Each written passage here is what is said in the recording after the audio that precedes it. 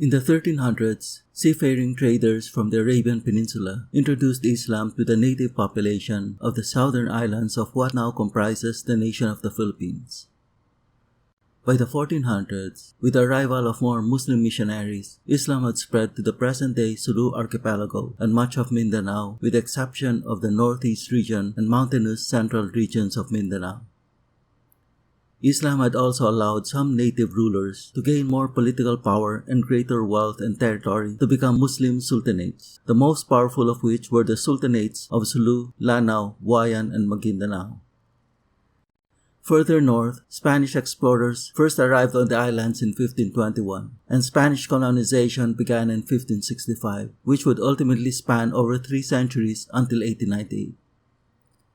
Using armed force, coercion, or by signing treaties or making alliances with the native rulers, the Spanish eventually gained control of Luzon and the Visayas, subduing the fledgling Islamized state in Manila and other animistic autonomous feudal city-states throughout Luzon, and the Indianized states and animistic tribes in the Visayas.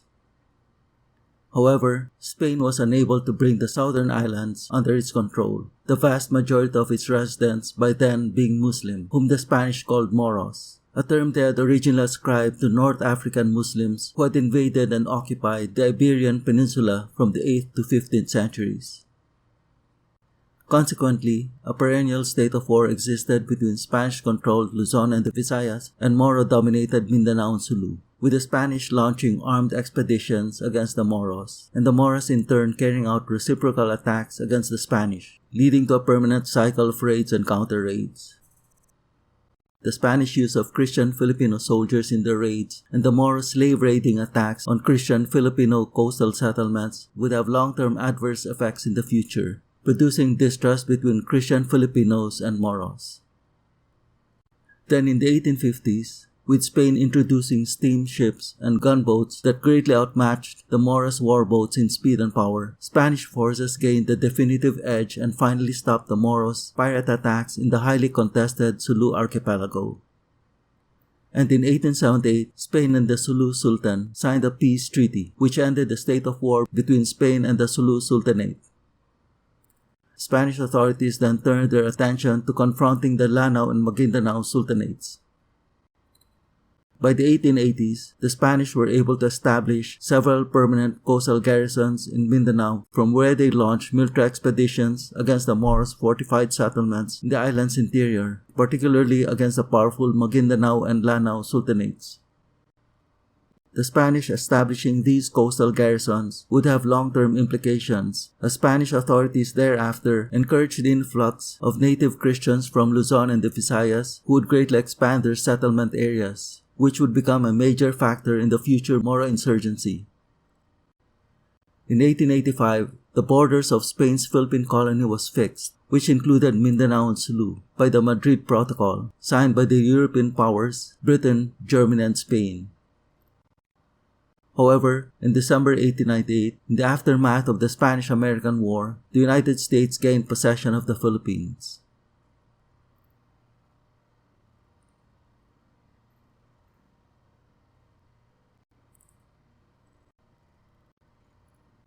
Upon gaining possession of the Philippines, U.S. forces quickly became embroiled in 2 wars. First against the Christian Filipino revolutionaries in Luzon and the Visayas, as well as northern Mindanao, who had been fighting an independence war against Spain since 1896, which U.S. forces quelled by mid-1902. And second, against the Moros in Mindanao and Sulu, where the Americans prevailed in 1913. Thereafter, the Philippines came under direct American rule. The U.S. government stated that its intention in the Philippines was not to colonize, but to introduce democracy and prepare Filipinos for good self-governance. Consequently, many Filipinos were appointed to national, provincial, and local administrative positions in Luzon and the Visayas. In Moroland, U.S. military rule ended and its administration was entrusted to an American-led civilian government. U.S. authorities put great effort into developing Mindanao and Sulu, improving the native socio-economic conditions, and building its infrastructures, all aimed at transitioning the Moros away from their medieval, clan-based social structure into integrating and participating in mainstream Philippine society. But as the Moros were as yet unfamiliar with the Western system of administration, U.S. authorities designated Christian Filipinos who were familiar with the Western system of government from their Spanish colonizers in administrative positions in Moro areas, with the aim that these Christian Filipinos would train and guide their Moro counterparts in governance, and these positions would eventually be turned over to Moros. As with the Spanish before them, the Americans also encouraged resettlement of Christian Filipinos from Luzon and the Visayas to Mindanao, again with the objective that they would spearhead the development of agriculture and industry of the Moro region. U.S. authorities had noble intentions for Moroland's development, but this implementation was opposed by the Moros, who 1. Expressed disapproval of being administered by Christian Filipinos, and 2. Protested the resettlement of Christian Filipinos, stating that Mindanao, being the ancestral homeland of Moros and other indigenous groups, did not belong to non-natives. Even so, the Christian Filipino settlers, apart from taking over and populating Mindanao's formerly vast tracts of primordial lands and exploiting the region's rich natural resources, would eventually become the region's demographic majority by the 1970s, when just a century earlier, Mindanao had been exclusively populated by Moros and other indigenous tribes. In the 1930s, when the United States first stated its intention of granting Philippine independence, Moro leaders who had by then integrated into the mainstream political system pressed U.S. authorities that Mindanao and Sulu must remain under American tutelage until the formation of an independent Moro state separate from the Philippines. But this was not to be, because in July 1946, the Philippines, which included Mindanao and Sulu, was granted full independence as a sovereign state.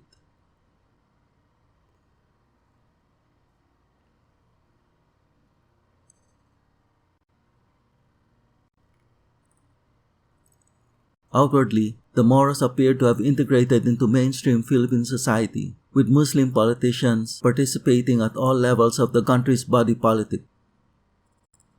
However, Moro provinces remained the poorest and least developed, and because Christian moral standards differed from Islamic norms, many Muslims had difficulty identifying as Filipinos, which was not helped by the country's public education system with its uniform curriculum for both Christians and Muslims, which some Moros viewed as intended to separate them from their Islamic faith.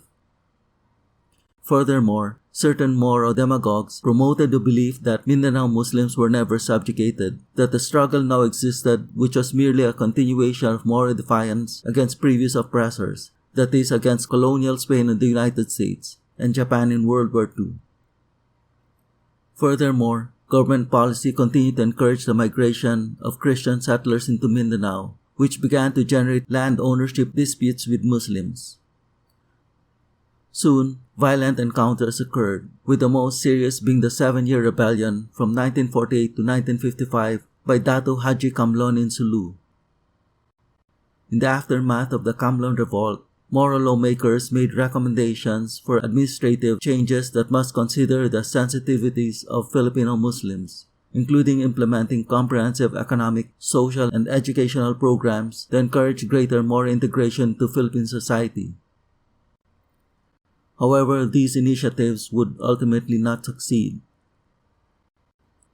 In the 1960s, with land disputes increasing that was made worse by the general lawlessness in central Mindanao and widespread criminal acts being committed by both Christians and Moros, both sides formed armed militias, Dilaga by Christian Filipinos and Blackshears and Barracudas by Moros, whose armed clashes escalated in the late 1960s and early 1970s.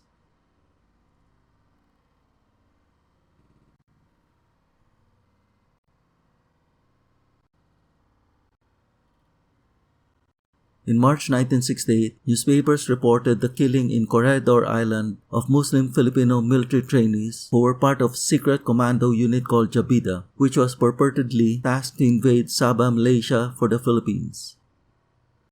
This incident, which came to be known as the Jabida Massacre, was the culmination of centuries-long Christian Filipino-Moro mistrust and became the trigger for the birth of the Moro nationalist sentiment, the desire to establish a Muslim homeland separate from the Philippines.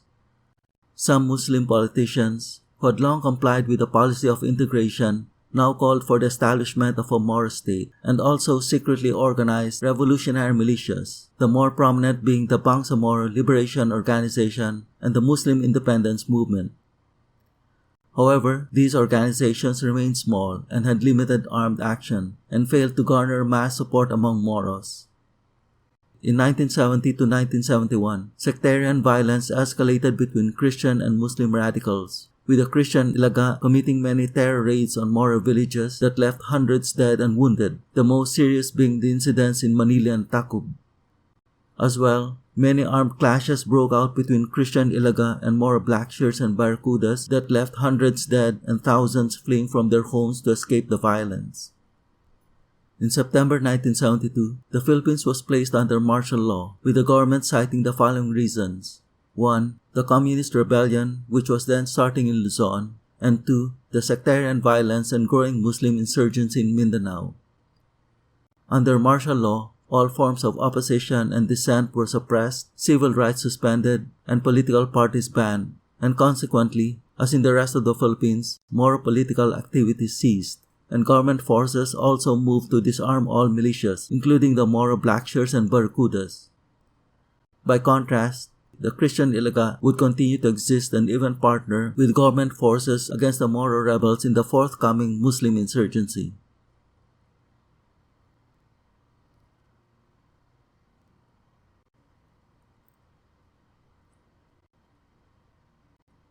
Under the backdrop of the country being placed under martial law, in October 1972, Muslim radicals led by Nur Miswari founded the Moro National Liberation Front, or MNLF, a nationalist organization aimed at launching armed rebellion for an independent Muslim state in Mindanao, Sulu, and Palawan. The core of the MNLF leadership had received clandestine guerrilla training in Malaysia during the 1960s.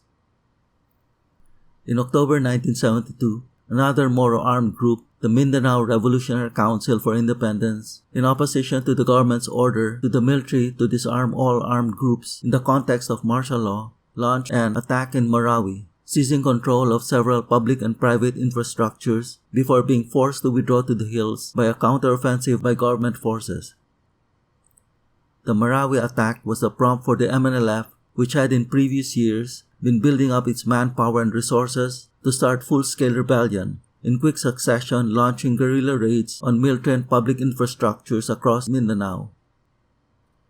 The MNLF quickly grew in strength as other Moro armed groups disbanded and their members joined the MNLF, being attracted as the MNLF benefited from a steady supply of weapons from its benefactor, Libya, which entered the Philippines through Malaysia and the porous Sulu Sea border. However, the MNLF, after suffering a number of large-scale battles to Philippine forces in 1973, abandoned open warfare and adopted guerrilla tactics, which it carried out with greater success. The MNLF also gained control of many Muslim areas, where it enjoyed massive local support from the residents who provided the rebels with a source of recruits, sanctuary, food supplies, and information military movements.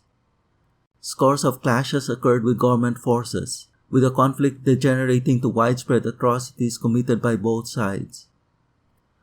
The most significant engagement during this early period was the Battle of Jolo in February 1974, where a major military offensive using combined arms, air, naval, ground artillery, and infantry units caused a combined hundreds of rebel and soldier fatalities, tens of thousands of civilians displaced, and Jolo left in total ruins.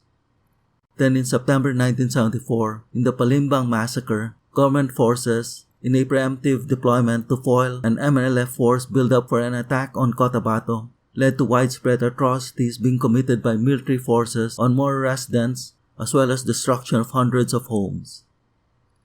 And in October 1977, a Philippine Army contingent, awaiting a scheduled peace dialogue with the MNLF, were set upon and nearly wiped out by the rebels.